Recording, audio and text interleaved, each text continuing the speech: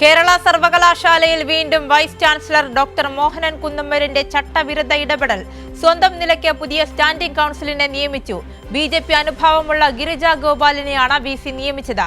ചട്ടപ്രകാരം നിയമനം നടത്തേണ്ടത് സിൻഡിക്കേറ്റ് ആണ്. തന്നെ സ്ഥാനത്ത് നിന്ന് നീക്കാൻ VCക്ക് അധികാരമില്ലെന്ന് കാട്ടി രജിസ്ട്രാർക്ക് അഡ്വക്കേറ്റ് തോമസ് എബ്രഹാം കത്ത് നൽകി. വിഷയത്തിൽ നിയമപരമായി മുന്നോട്ടു പോകാൻ ഇടത് സിൻഡിക്കേറ്റ് അംഗങ്ങളുടെ തീരുമാനം.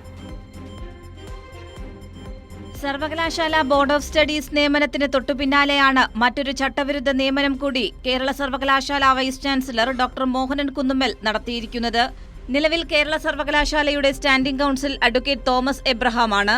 എന്നാൽ തോമസ് എബ്രഹാമിനെ സ്ഥാനത്ത് നിന്ന് മാറ്റുകയും അഡ്വക്കേറ്റ് ഗിരിജ ഗോപാലിനെ പുതിയ സ്റ്റാൻഡിംഗ് കൗൺസിലായി നിയമിക്കുകയും ചെയ്തു സർവകലാശാല VC മോഹനൻ കുന്നുമ്മൽ. ചട്ടപ്രകാരം നിയമനം നടത്താനുള്ള അധികാരം സർവകലാശാല സിൻഡിക്കേറ്റിനാണ് എന്നിരിക്കെയാണ് VCയുടെ ചട്ടവിരുദ്ധ ഇടപെടൽ. നിയമനം നടത്തിയ വിവരം ഹൈക്കോടതി രജിസ്ട്രാറെയും അറിയിക്കേണ്ടതാണ്. ഇതെല്ലാം അവഗണിച്ചാണ് കുന്നുമ്മലിന്റെ നടപടി. സിൻഡിക്കേറ്റിനെതിരായ കേസിൽ വൈസ് ചാൻസലർക്ക് വേണ്ടി ഹാജരായ അഭിഭാഷക കൂടിയാണ് BJP അനുഭാവിയായ ഗിരിജ ഗോപാലൻ. തന്നെ സ്ഥാനത്ത് നിന്നും മാറ്റിയതിൽ അതൃപ്തി രേഖപ്പെടുത്തി മുൻ standing council advocate Thomas Abraham സർവകലാശാല രജിസ്ട്രാർക്ക് കത്ത് നൽകി. സ്റ്റാൻഡിംഗ് കൗൺസിലിനെ സ്ഥാനത്ത് നിന്നും നീക്കം ചെയ്യാൻ വൈസ് ചാൻസലർക്ക് അധികാരമില്ലെന്ന് തോമസ് എബ്രഹാം കത്തിൽ ചൂണ്ടിക്കാട്ടി. സിൻഡിക്കേറ്റിന്റെ അധികാരങ്ങൾ കവർന്നെടുക്കുന്ന നടപടി VC തുടരുന്ന സാഹചര്യത്തിൽ നിയമപരമായി മുന്നോട്ടു പോകാനാണ് ഇടത് സിൻഡിക്കേറ്റ് അംഗങ്ങളുടെ തീരുമാനം.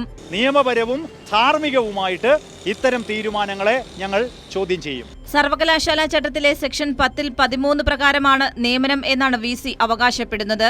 എന്നാൽ ഈ ചട്ടത്തെ ദുരുപയോഗം ചെയ്തതാണ് VCയുടെ നടപടി എന്നതാണ് ഉയരുന്ന ആക്ഷേപം. VC തന്റെ ഇഷ്ടപ്രകാരം കേരള സർവകലാശാലയിൽ നിരന്തര ഇടപെടൽ നടത്തുമ്പോൾ സർക്കാർ വിഷയത്തിൽ ഇടപെടുന്നില്ല എന്നതും ശ്രദ്ധേയമാണ്. കൈരളി ന്യൂസ്, തിരുവനന്തപുരം.